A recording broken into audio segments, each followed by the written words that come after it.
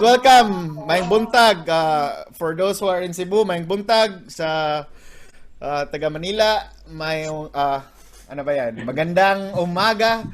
And for those who are in the States or wherever you are in this world, good morning. Have what a lovely Wednesday. Are you enjoying your Wednesday so far? Yes. So today we are so happy to be here because this is another session with mentor Bobby, the sessions that we have here, if you can see the screen. And today we have a very interesting topic. But before we get there, I just like to welcome everyone to our session. We're filling up. Yes, we're almost 30 now. So I'd like to welcome most of you here. We have here Vic, Sir Vic, Fireflies. That's note taker, Bobby. That's an AI. Arnado, Sir Amado. Of course, the chef, Ernie. Hello, welcome, sir. Lenmar, of course, bro. Graziel, Bro, Jandrick, morning. Hazel, Grace, Jet, Sir Ian, Donnie, Jesse, Norian. We have Mom Connie, Franz, Joseph, May, Harvey. Is this the Harvey's Burger? Suki kami dyan. Mariel, Sandria, Gladys. We have DTI Bohol, Kent, Anthony. Welcome, sir, from Bohol. Wow. We have Eon Bots. I think that's the name of the company. We have Vilma, Amelie Fernandez.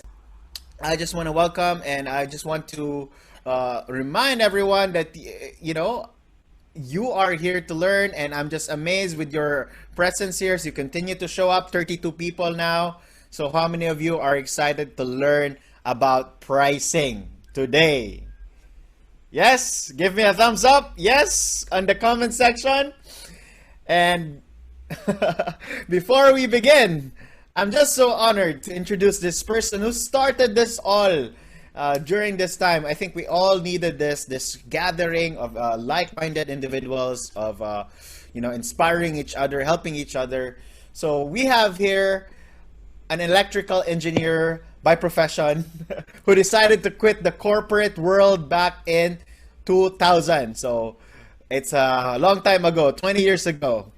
He pursued entrepreneurship and has now been serving his clients in various roles such as a business consultant, an executive coach, and a DTI Go Negosyo mentor, where he provides training. He trains MSME business owners like us, most of us here, on visioning, strategic planning, supply, value chain management, and franchising. Of course, he is married with 3 children. I've met his son personally, Mick. Hope you're here. And all children live independently in Manila and in Singapore.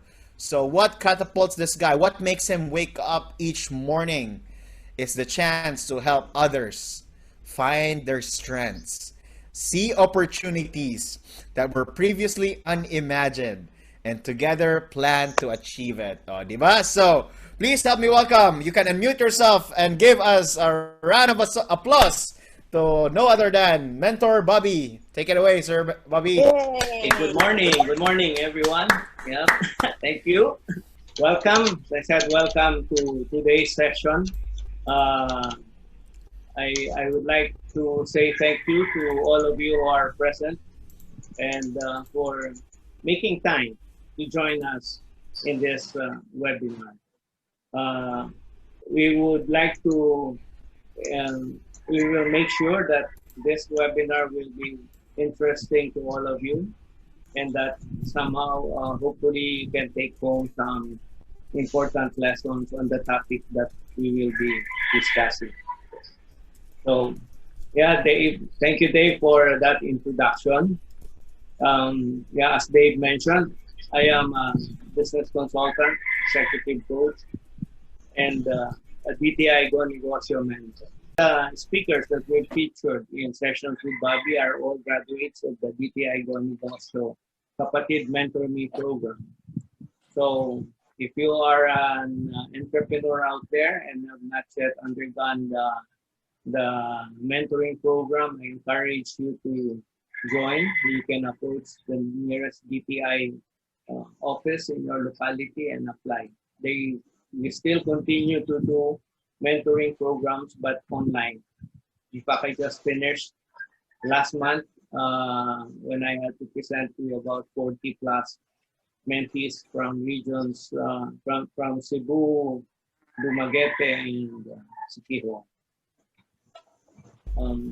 Yeah, I am a mentor, and what changed from the time of the COVID to now is I have pivoted also my coaching and mentoring from in person to online, and we featured mentees from the various programs of Kapatid Mentor Me, and the objective was for them to be able to share what they know. So I still remember when the lockdown was first implemented in Cebu. It was March 18th.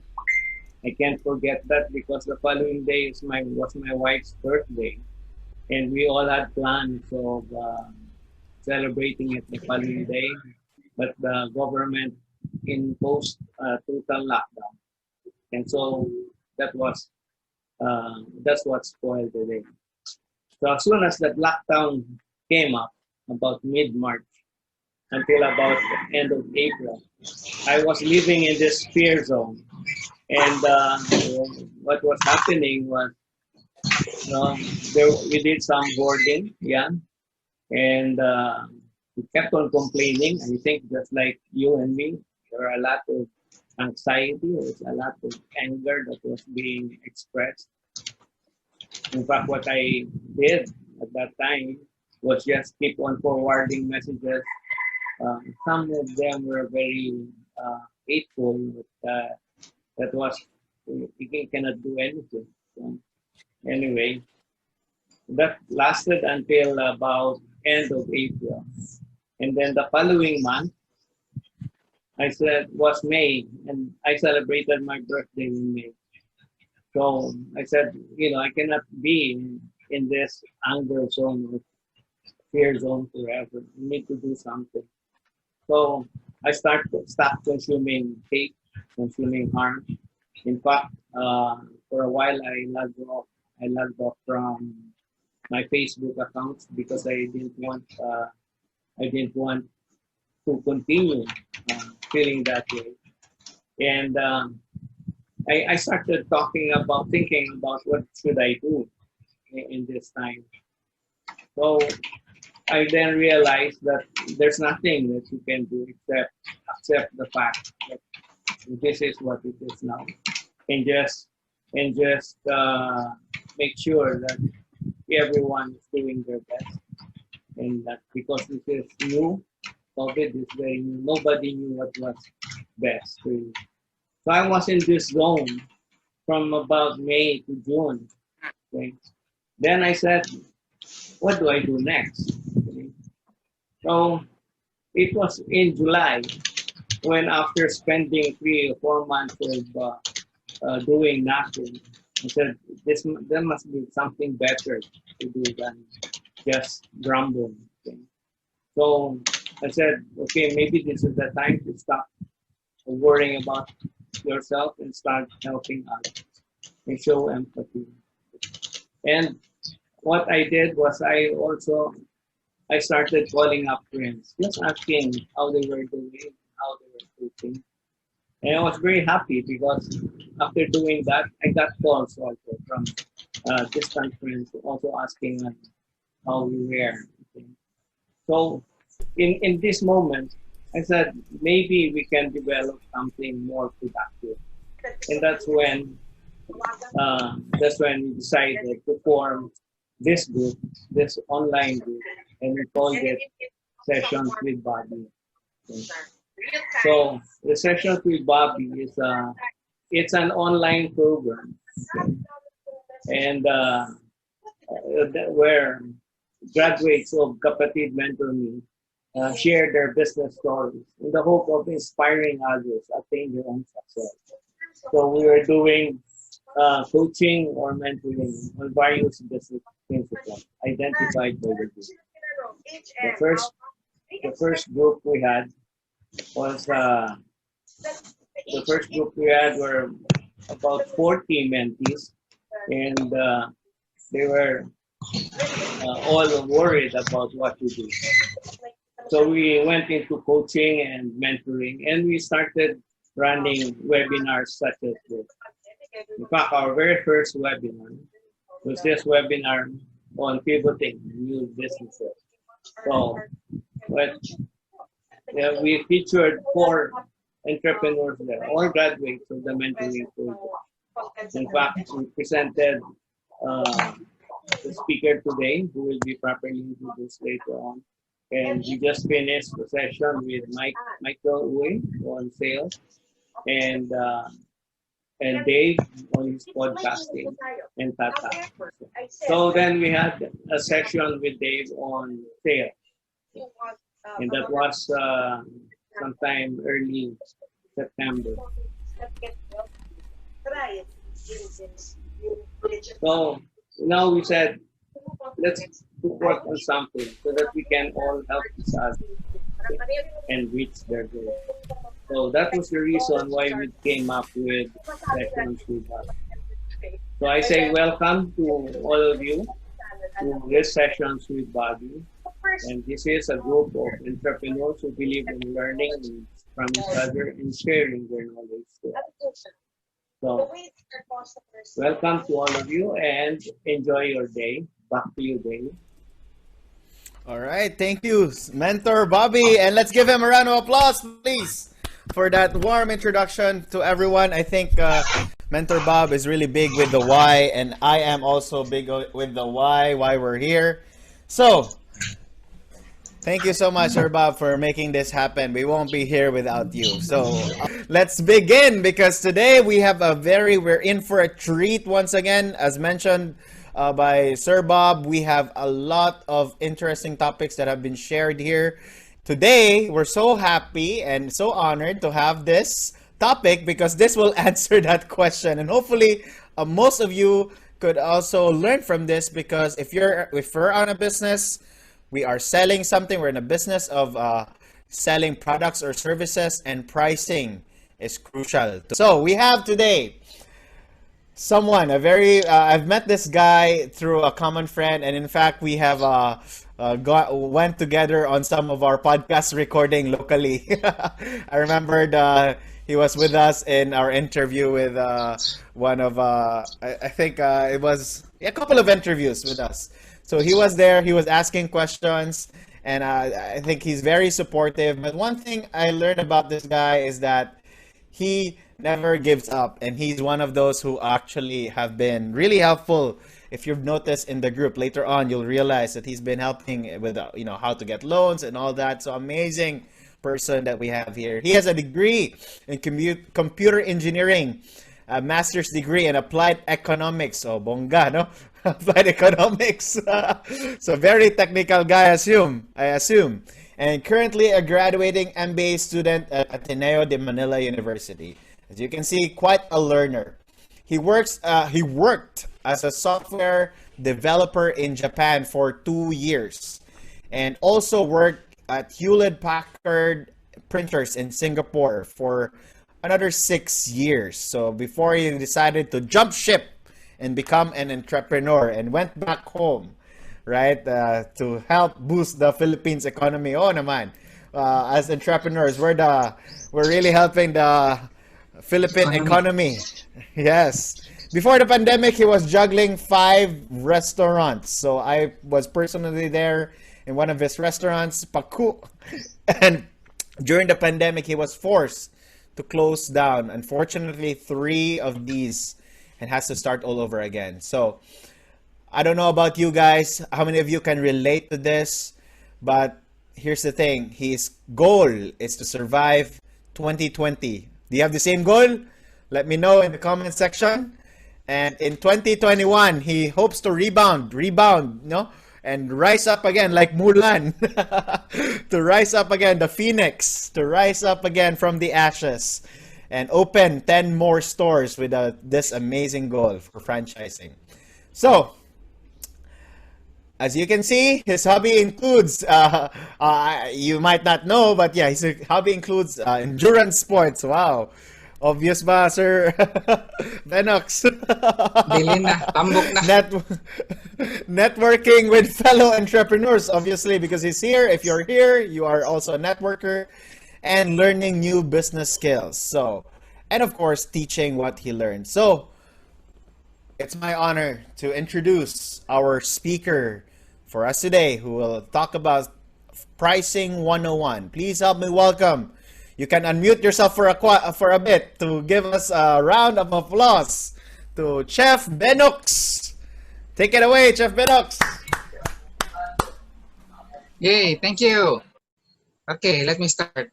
So speaking of franchising, after this pandemic, we are planning to franchise our brand Paco in Cebu for several areas.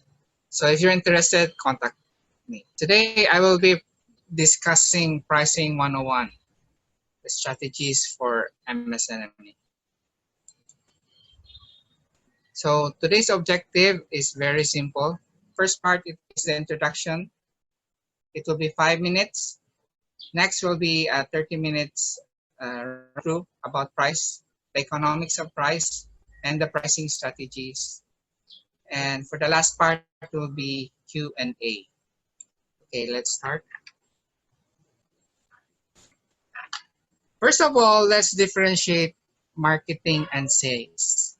Marketing develops the relationship between large customer base and the products and services that the business sells.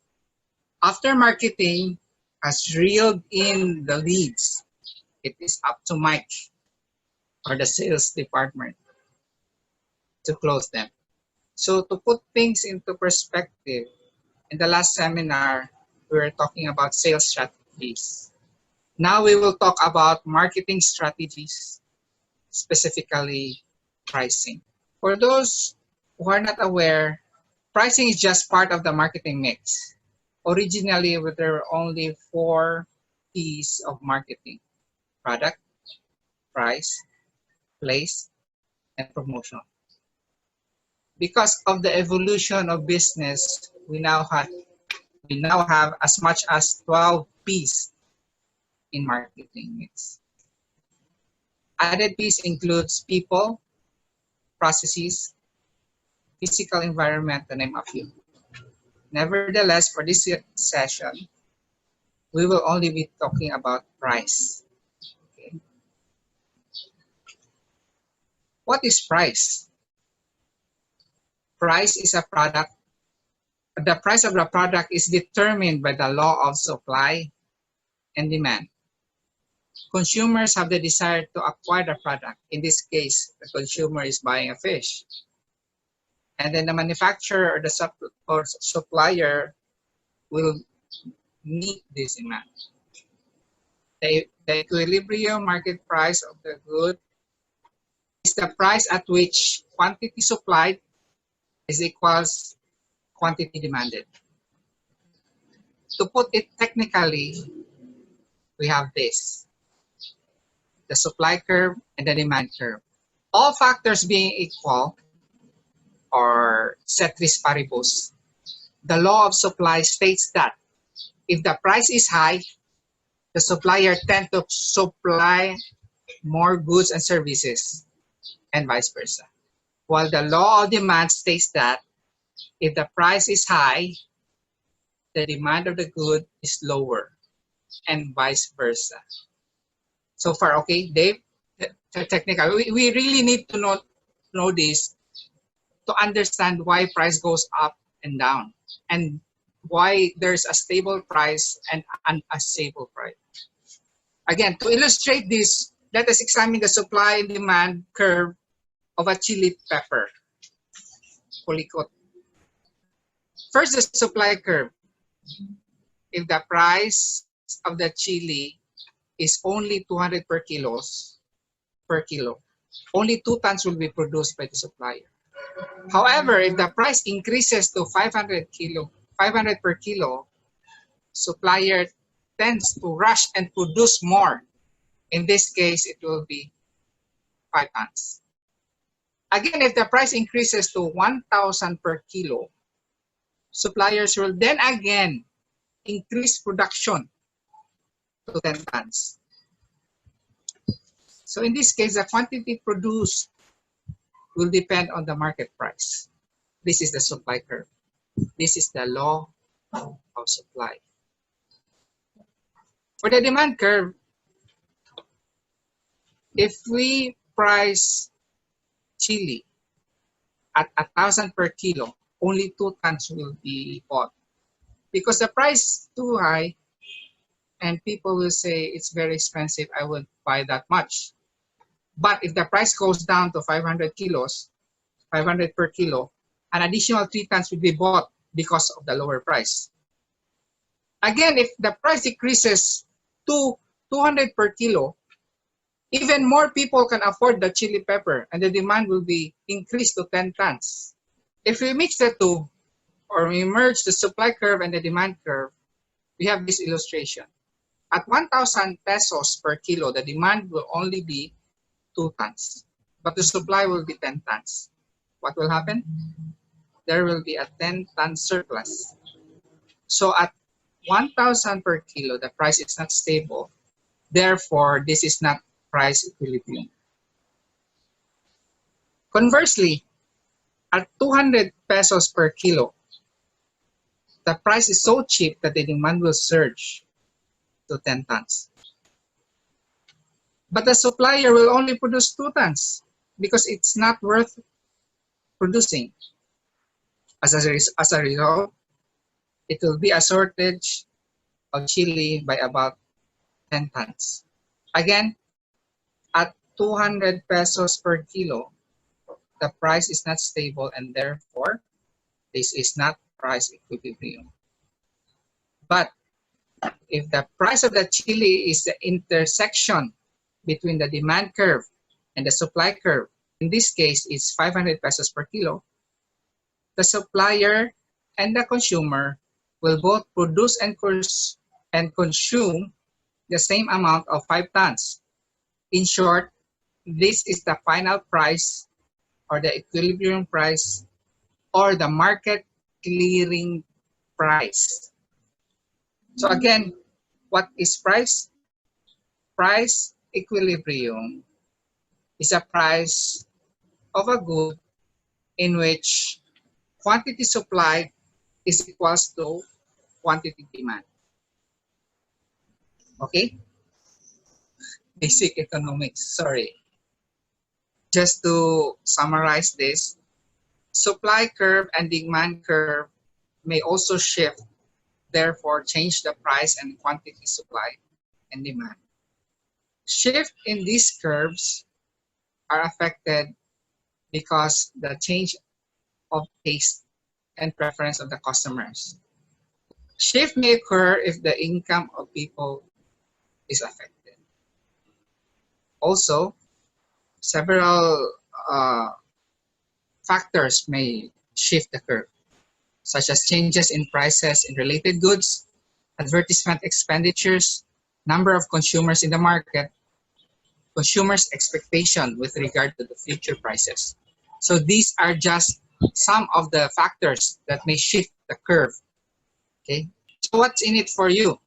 Well, knowing how the price of your product moves will help your business to have a better position in the market. So you can increase your revenue, profit, better penetrate the market, stay competitive, optimize production, better planning, or this is a bad thing, eliminate competition. So we will be discussing the pricing strategies for MSMEs. We have cost plus pricing, competition-oriented pricing, penetration pricing, demand-based pricing, and experience curve pricing and bundled pricing, and a lot more. Let's start with cost plus pricing. Eric is here. Eric asked me, yeah. I'm here. So Eric is the owner of Balay Panday Hardware. He asked me, how do I price my product? So I call this the noob level. Big businesses are also doing this, but it all depends on their respective strategies. So cost plus pricing is just pricing your product at a certain margin above your cost. As an example, you have the wholesale price of a light bulb. You want 20% profit. The final price is 120 pesos. Of course, this is to simplify because you need to add in your overhead cost and fixed cost. So it's one of the simplest strategies. Another strategy is competition-oriented pricing.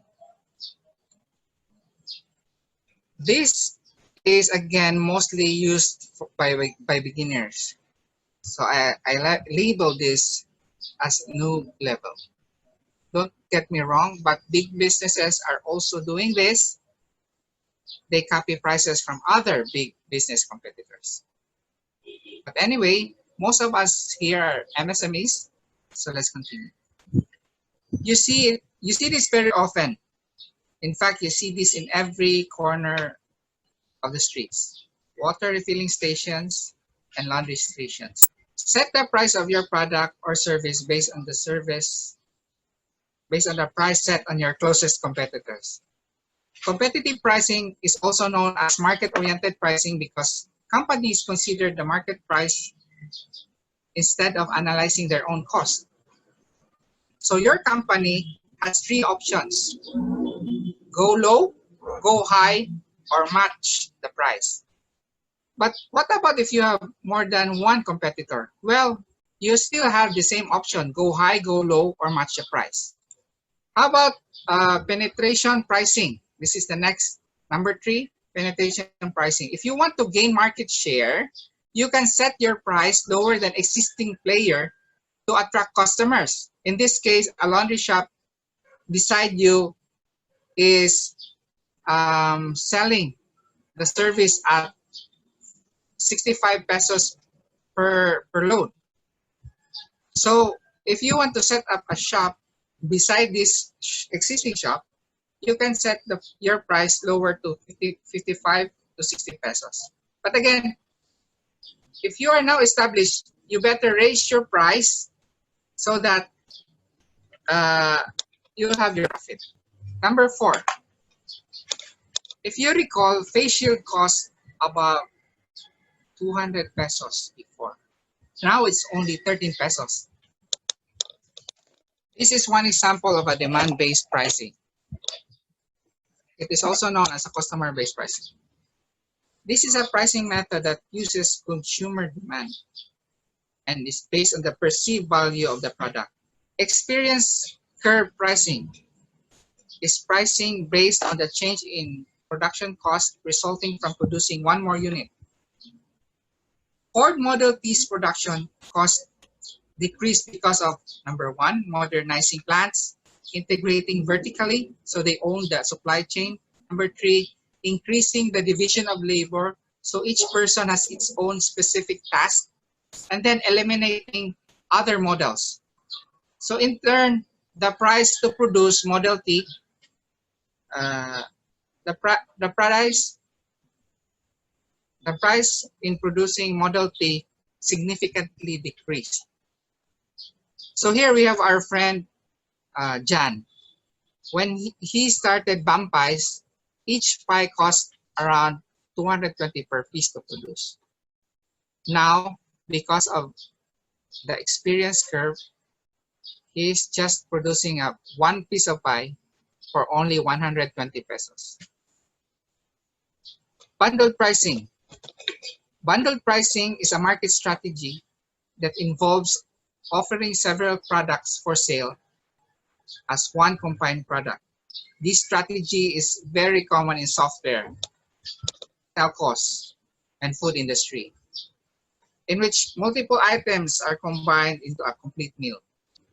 Another pricing strategy is decoy pricing. So of these two, which are you going to prefer?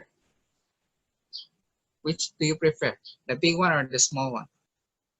So for just the coffee drinker, definitely I'll go for the small one because I don't have much money to spend. But if you put another bigger size, bigger size, and a more expensive product, it is mostly that we will be choosing the middle option. So by setting one product price high, you will entice the person to choose what is in the middle. There's another variety of liquor pricing. The glass of ice is set to a higher cost per liter. So in here we have 60 pesos per 300 ml. So if you put another option, a bigger option, which is cheaper but in volume, definitely the customer will choose the bigger and cheaper by volume option. Okay. Lastly, we have the psychology pricing.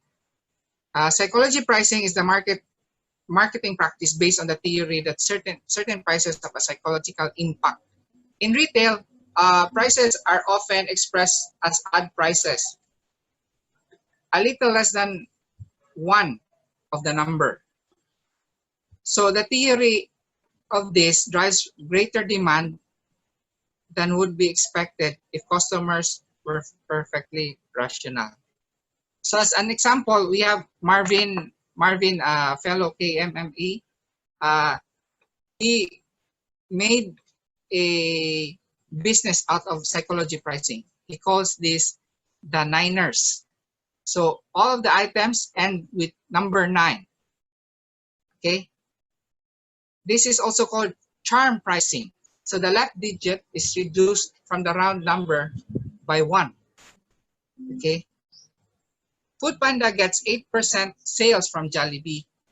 But for small businesses like us, they take 20 to 30% on the revenue. So if you can see in the first graph, you could see that usually in normal times or in dine-in, I take a profit of around 15 to 20%. But if Foodpanda gets 20% of your revenue, then you will be at a loss. In fact, I computed it at a 5% loss. So what we do, we price it right. We price it, the Foodpanda cost must be priced inside our menu. So currently, we increase our price to 35% so that we will still have profit. Okay. So other pricing strategies are for big companies, like marginal cost pricing. Another pricing strategy is price skimming, which is used to increase the profit for R&D. So just a recap. So I'm almost finished. So price is set at which quantity supplied is equals to quantity demanded. Price is important to have better position in the market. There are different pricing strategies and it will depend on your strategy. So for those who just starting out, you can use cost plus pricing, competition-oriented pricing, demand-based pricing. And if you're not sure, you can ask for advice. For those who have already started out, you might want to do penetration pricing if you have a new product or service. If you are really churning out the product, you will definitely experience the experience curve, and you can price your product lower so that you can increase your demand. You can also do bundled pricing, or better yet, you can choose your own or mix and match on which pricing strategy you want to use. So this is the end of my talk, and let's open the floor for question and answer. Dave? Let's give a round of applause first to Chef Benox. Thank you so much for sharing those different pricing strategies and also the fundamentals of supply and demand and how we can actually make this work with our own businesses. So I think we have a couple of questions here, Chef. No, I'm seeing. I just want to welcome the rest of the people. We have Renan, Michael, bro, nanaka. We have other people coming in. We're actually 43 people in the room. Let's give ourselves a round of applause for all of us, our learners here. Thank you for being here. And yes, all of them were listening to you, Chef Benux. So let's get into this. Okay. In hardware, there's mix and match price profits, manggod. Yes. There are really below 5% even, no? Yes. Na ina nga product because it's mahog siya nga consumable or high demand siya nga profit. Volume. I mean product. Oh, like for Volume. example, anang simento. Nga hara jud ka nga range 5% lang jud ka. And then while some of the products are maybe dili kay siya common, so kana siya makaabot kag 30% or kuan. So kana siya. So I think what you say is it depends on you and it depends on the market, di ba? Murag, it's still the price is still subjective. Do you think inana dyan na siya? It's subjective. Yes. So if it's only 5%, then you go for volume because it's not worth your while. So we have a question by Ana Clarissa Acuna. Is she here? Anna, are you here? If you're still here, feel free to ask your question. Please unmute yourself. Hi, yes, hello. Hi, Chef. Can you hear me? Yes. Yes, Yes. we can hear you. Just a question for the Food Panda pricing. You mentioned Yes. that there was an increase na 35%. So 30. 30. Yeah, 35 for the menu price. Oo. Question kung ang is it already a standard na it's all bali your entire menu for your restaurant as well was also changed, bali 30% na siya, or sa Food Panda menu ra siya nag-add og 30%? So this is specifically for Food Panda. But Yes. yes, Chef. Food Panda's policy states that whatever you sell, the price of whatever you sell in your store should be the price in Food Panda. But Okay. are you willing to sell sa Food Panda at a loss? I'm just curious. At a No. loss. I No, don't right? think so. Yes. So what to do? Even I begged them to decrease from 25 to just 15. And dili jud sila mo budge. Decrease. So what I did, I just tricked them, made another menu, increased everything to 35%, then voila. So all my menus in Food Panda are specifically for Food Panda. If you go to my store, it's a different story. So previously, my crispy pata was just 399 for the extra large. Now it's 599. That's 50% increase. Wow. So since it's pandemic, we need to do everything we can para maka-profit yun na. So that's it. Okay. Naay second question, Chef. Yes. For food businesses, ang ingredient cost should be marked up by 100% ba?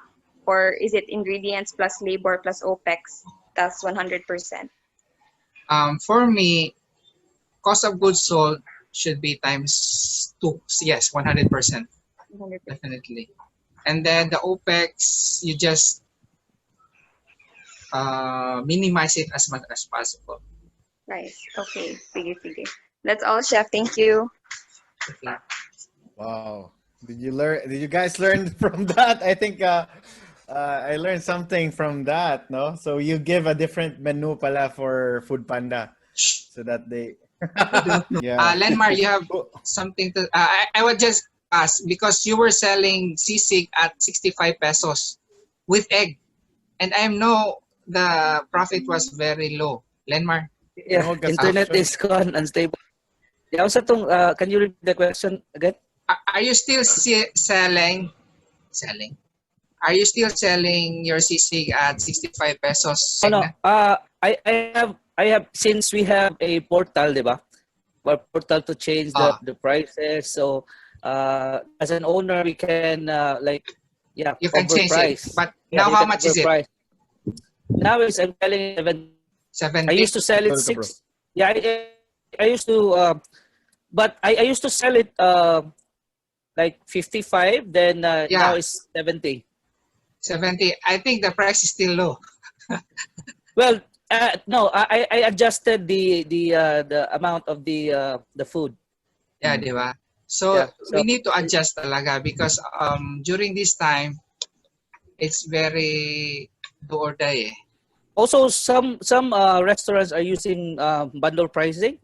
Like Yes. yeah, they bundle with drinks or with other side dishes, and then in that way, actually right now we are trying to give value to people. So in Food Panda, they are very convenient in ordering. So most people are afraid of going out right now, so mas prefer nila ang Food Panda. So same thing, price change then for Food Panda, Lenmar, no? Just to Yeah, yeah, verify. yeah. Yeah. Yeah, of Price course. change for Food Panda. Price change. You Yes. adjust your change according to times. Sa cost plus pricing nimo, pila ang percentage profit sa imong computation? Well, actually, my cost is very very low because I have a Yeah, supplier. in terms of percentage, Percentage 120%. 120 o dako okay. Yeah, what?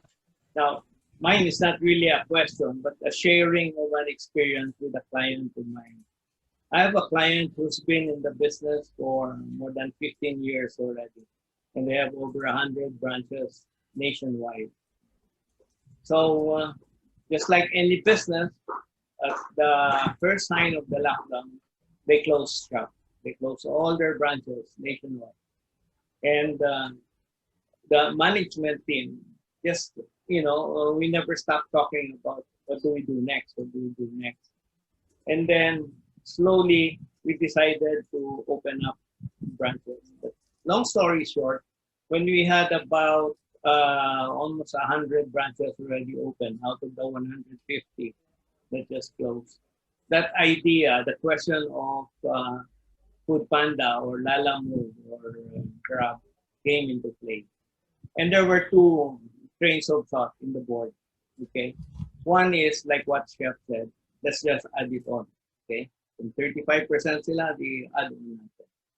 The other group where I belong, we said, let's not add it on, but instead absorb some of that cost. So it led into a very long argument. But when we looked at our costing and we looked at the volume of business that we were doing, we first started doing it with adding on the 30%, or was it 20 or 25? That we added it on. Then we monitored our sales. We have matrix that what we call same store sales. Meaning to say, for the same store, we look at how much is he selling before the pandemic and how much is he selling now because of the pandemic. So definitely it was lower, right? So we just went ahead with that experiment and started zeroing in on who are our customers really and really studying the market very well. So at some point in time, we decided to call all the three service providers, Grab, Lalamove, Food Panda, there's another one, Ninja, something like that. So we showed them our business model and what kind of business are we looking at if they can do the delivery. And then we asked them to bid. If we will tie up with you on an exclusive basis, what would be the charges? Now, I think that the last data I saw was last month. Okay, our same store sales is up by 15%. we did not increase our prices. We absorbed the delivery cost, the food panda cost, and everybody's cost because we were able to negotiate it well. But instead, we transferred some of our marketing budget to take care of the delivery charges. So we used to have a lot of marketing expenses. We had billboards, so we started trimming that down. And as I mentioned, when we looked at our same store sales now, we are doing 10 to 15% better than before the pandemic. And the end result of that is we were able to influence some of our competitors to close shop because they couldn't understand how we can sell our products at that rate and still deliver it. So the point I'm trying to raise is all of us individually will have our own finances. We'll have our own uniqueness. What is important is we really look deep down into our records. We really look at what is our cost structure and what, aside from our cost, what is it that the market wants? What do your customers want? So can it apply to chef's business or other guys' business with 2 or 3 branches? I think it can, but you just have to really understand your cost and see how you can survive that. Thank you. Thank you, Sir Bob. Oh, muted pala ako. Thank you, sir. Yes. Thank you. It's a wrap. Chef Benox, thank you so much for sharing to us this wonderful topic. It's really engaging. A lot of people are actually engaged with this. Hopefully you learned a lot. Jet is clapping his hand. Norian, thank you. For Marielle, thank you for the clap, virtual clap. So, who loves to learn more about, are you enjoying these sessions, by the way? Honest to goodness, are you enjoying it? Are you looking forward to the next ones?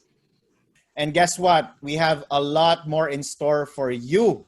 If you're here, you're lucky. So if you know someone who's not yet here that needs to be here, invite them because we have a lot more of these sessions coming up. In fact, we have our next speaker here. Is he here? Is he still around? Yes, the next speaker on our next session, which is to be announced pa. I think we don't have yet a date. We will announce that soon. So he is an information technologist. Yes. And he has 9 years in teaching. So I think he's a teacher. He's a system developer. And he has started this really interesting business, I think really unique as well in the electronics, robotics. So he is the owner and CEO of Eon Bots Robotics. And our next topic, drum roll, it's going to be about the future trend of business, AI. Grabe. Who's interested to learn more about that? AI technology and the future trend of business.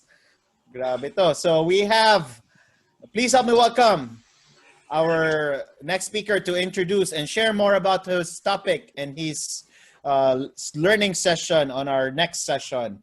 Please help me welcome with our sounding applause, Ian Tabanquerao. Sorry, Ian. But Ian, take it away. Yeah. Okay, thank you, Sir Dave. I just want to share a teaser here. So, I'm Yesnet Tabanquerao. No? I'm the CEO of Eon Bots Robotics. Actually, I'm just here in Lapu-Lapu. So, the next topic, no, I'm trying to schedule pa with Sir Bobby because I wanted to prepare now as much as possible. Na I have this good preparation. No? So, in my topic, we're going to talk about AI, no, future trend of business. No, actually, ito yon. So in that webinar that we're going to have, we're going to answer what is AI and differentiation about AI and automation, and if the companies are already now really using it, no, and if the companies are really benefiting, are having benefits with the AI, and who are the businesses that right now engage with AI. And then we're going to have sample or what we call this case study for small businesses to medium businesses, how we can implement. Because when we say AI, parang masasabi natin na parang malakihan na yan, sir. No, it doesn't come in scale. No, we can have actually AI to help our businesses kahit nasa even micro. Ayan, no? So I look forward that we would be able to spend time and exchange ideas about this topic in the next session. I look forward to see everyone and we increase more this group na marami tayong matulungan, marami tayong ma-touch na mga business. Thank you so much. Yan lang po muna, sir. Yes. Okay, let's give him a round of applause. Thank you. I'm excited to learn more about that. I think that's a wrap for today. Did you guys enjoy today's session? Really good conversation, right? So hopefully we can see you next time. And I'll just turn over the proceedings to our, of course, our leader for these sessions. Please help me welcome once again our resounding applause to Mentor Bobby. Go ahead. And thank you, Chef. Wonderful presentation, very entertaining and very informative. Okay. And I would like to thank also Dave for again being a very efficient host and keeping everybody on their toes. I just would like to share this statement, which I am also sharing with my team here. We are very heavily influenced by the author Simon Sinek with his book, Start With Why. And this is what we believe is the why of Sessions with Bobby. We want to inspire individuals to work on achieving their full potential so that together we can help others reach their goals. I am specifically working with MSME entrepreneurs because I believe that the potential is there. And these are the people, and you guys are part of it, that can effectively really help a lot of people also. You can start with your employees and then of course your customers. So this is the reason why we gather every month and we try to put up webinars that are very interesting and where you can learn a lot from us. So again, Sessions with Bobby is an exclusive mastermind group of entrepreneurs. We all believe in learning from each other and sharing that knowledge to others. So this session is being recorded and I will post again the recording of these proceedings. And you can contact me at these numbers and my email address, Facebook. The proceeding will be posted on YouTube. Give us a few days because we run an edit for it. Again, thank you very much, and I'm looking forward for meeting you guys again sometime this month. Thank you.